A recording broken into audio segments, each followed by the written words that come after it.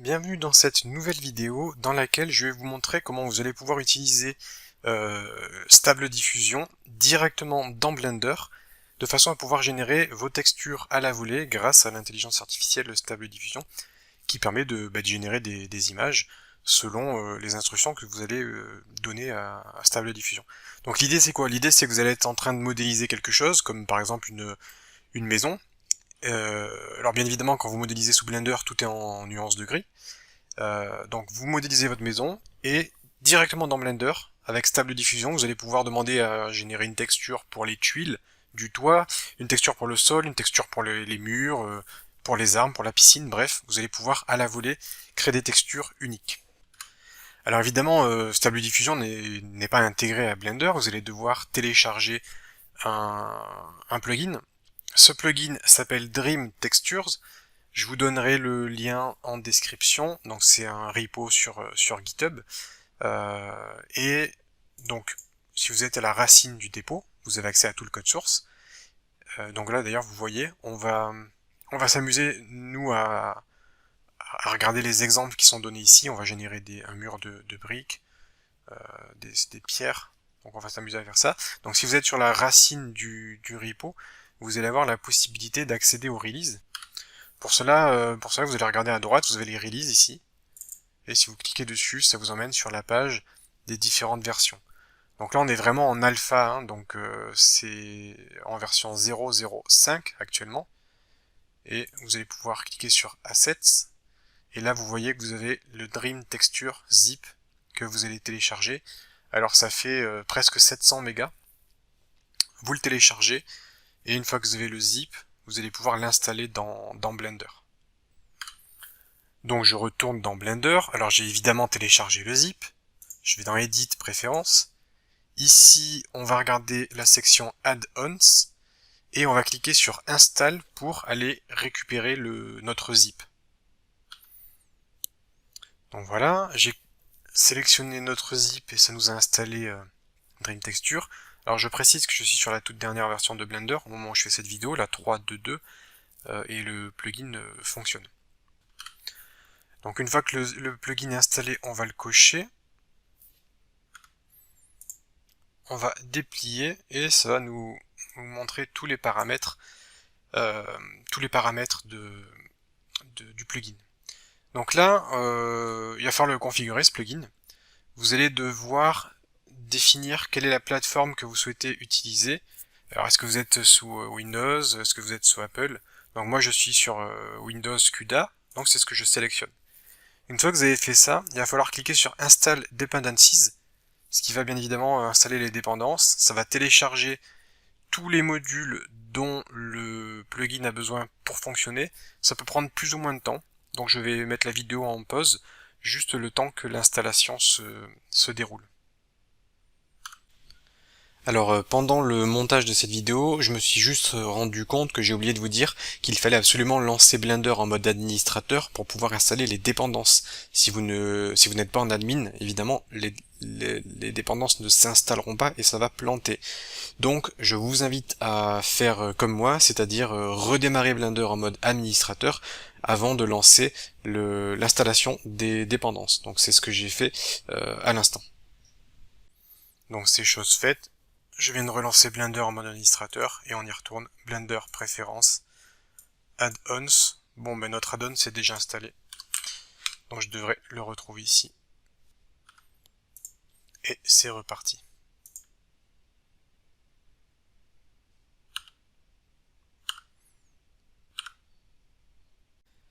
Donc voilà, le téléchargement est terminé, alors ça prend pas mal de temps. Ça prend pas mal de temps parce qu'il y a beaucoup de dépendances à installer et il y a surtout PyTorch qui fait environ 2 gigas. Donc voilà. Et une fois que c'est terminé, donc l'outil et les dépendances sont installées. Par contre, c'est pas totalement terminé puisqu'il va falloir télécharger la base de données version 1.4, la base de données de Stable Diffusion, qui est un fichier qui fait environ 4 gigas. Donc ça également, ça va prendre pas mal de temps. Donc vous cliquez sur le bouton Download Wait ici pour aller sur le site officiel. Et ici, il faudra donc créer un compte peut-être pour lancer le téléchargement. Mais sur cette page du site officiel, vous allez pouvoir télécharger le Wait ici, SD-V1.4. Si vous avez déjà suivi d'autres tutos sur la chaîne et que vous avez installé Stable Diffusion en local, en fait vous possédez déjà ce fichier, puisque pour fonctionner, Stable Diffusion a besoin de ce fichier là. Donc en fait, si vous avez déjà installé Stable, vous avez déjà cette base de données.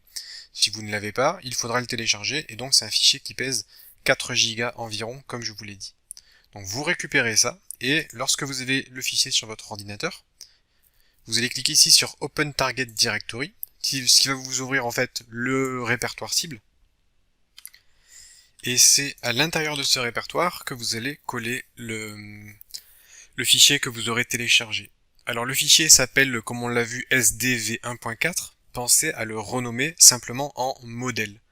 Vous appelez juste ce fichier modèle de façon à ce que l'installation soit correcte. Bon, là vous voyez qu'on a un bouton maintenant qui est apparu qui s'appelle Validate Installation, donc ça veut dire que ça a détecté qu'on a tout installé convenablement.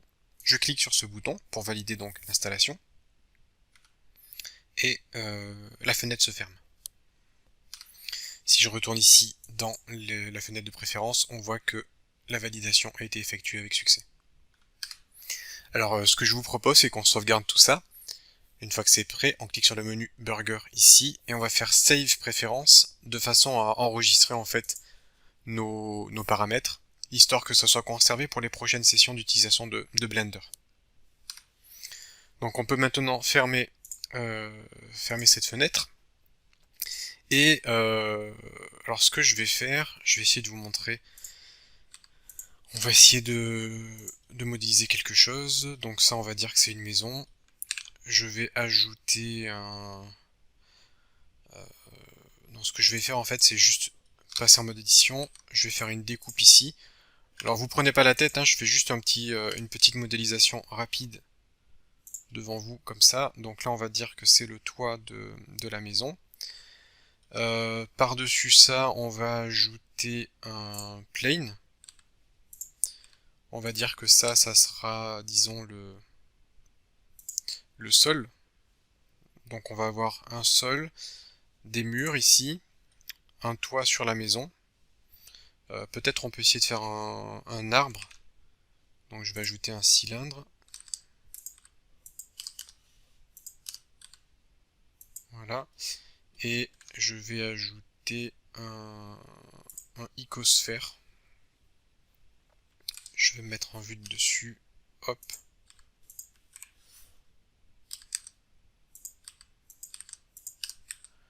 Voilà, bon, je fais un truc vraiment très rapide, mais là on a un arbre, une maison.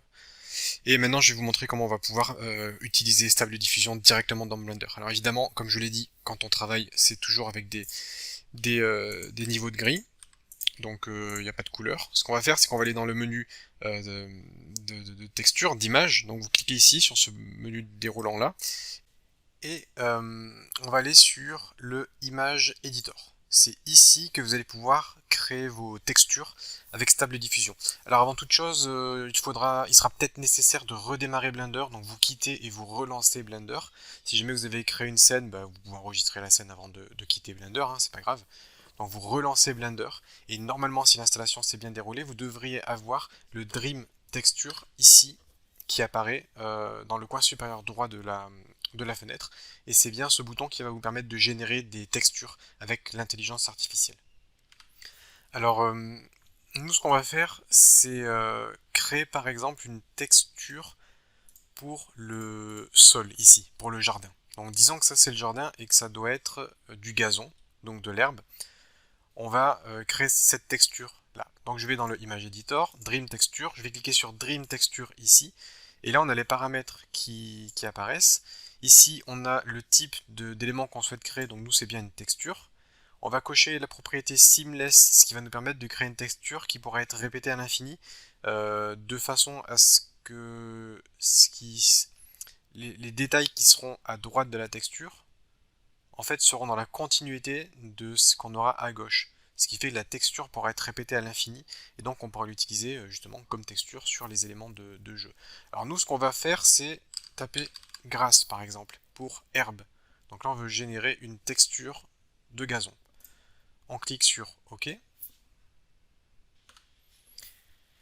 Et là, le calcul est en train de se faire. On voit en haut, on est au step 10 sur 25, 12, 13, 14. Donc là, le calcul est en train de se faire. Et ça va nous générer une texture sympa en quelques secondes. Donc voilà, on a notre texture qui a été préparée. On peut créer une autre texture. Par exemple, roof tiles. Je vais cliquer sur OK. Et là, ça va me générer une seconde texture. Bon, après, vous pouvez utiliser le mot-clé brick pour faire comment dire, le mur. Vous pouvez créer du bois pour le tronc d'arbre. Donc on va faire tout ça. Et là, regardez, donc là, c'est bien une texture seamless. Si vous regardez ici, vous voyez qu'on a les tuiles, on a un genre de zone sombre. Et si je déplace ma souris à gauche, on voit que la zone sombre ici est parfaitement alignée avec celle-ci. Idem pour ça avec ici. Et en fait, la texture peut être répétée à l'infini puisque les éléments sont parfaitement alignés, ce qui fait que votre texture va pouvoir se multiplier.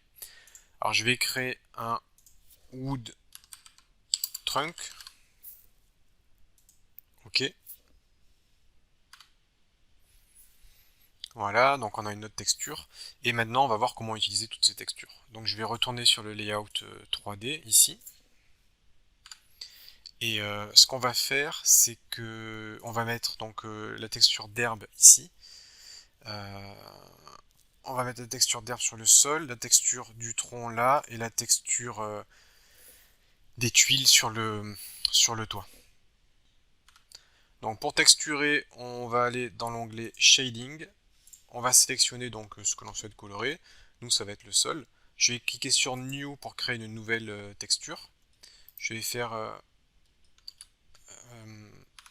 Shift A, rechercher Image Texture pour créer un nœud Image Texture. Je vais prendre la couleur et l'associer à la couleur ici, ce qui fait que ça va colorer le sol avec mon Image Texture.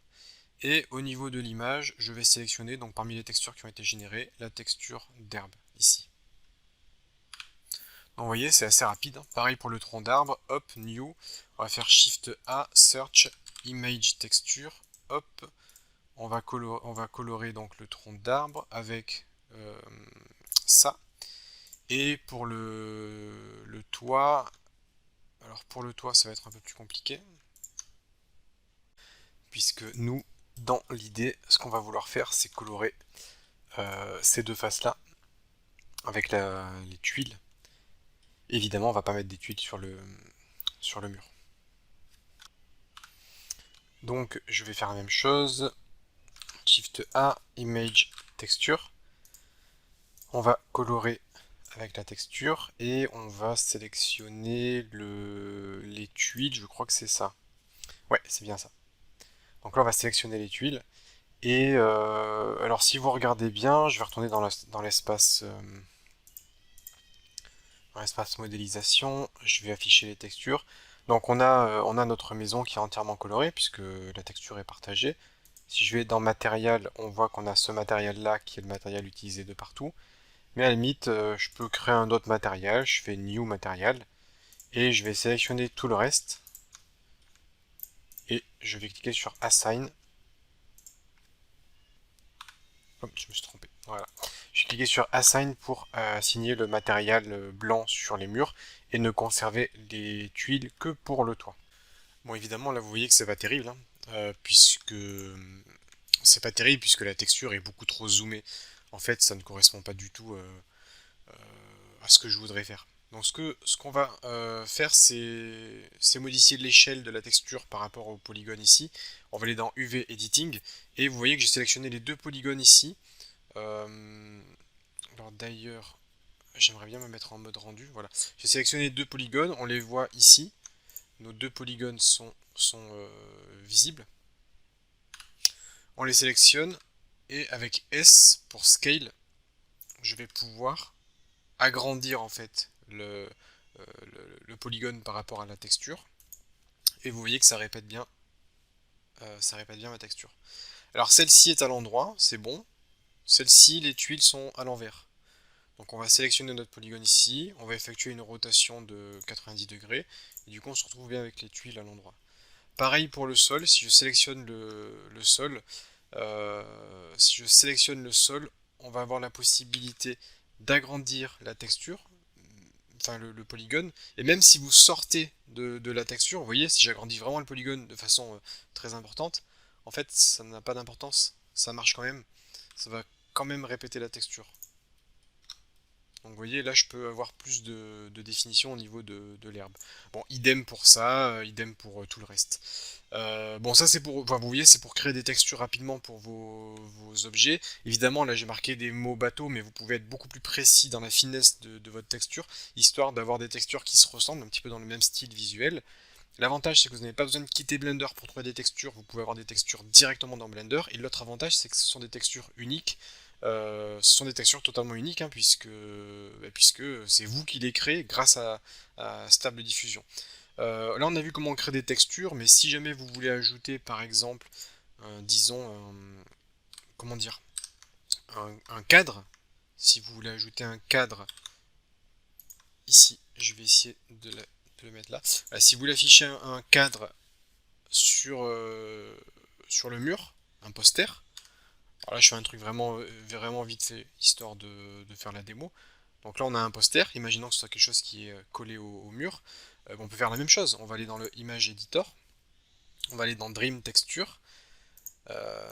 Et là, ce ne sera pas une texture, mais ça pourrait être une photographie, un concept art, peu importe.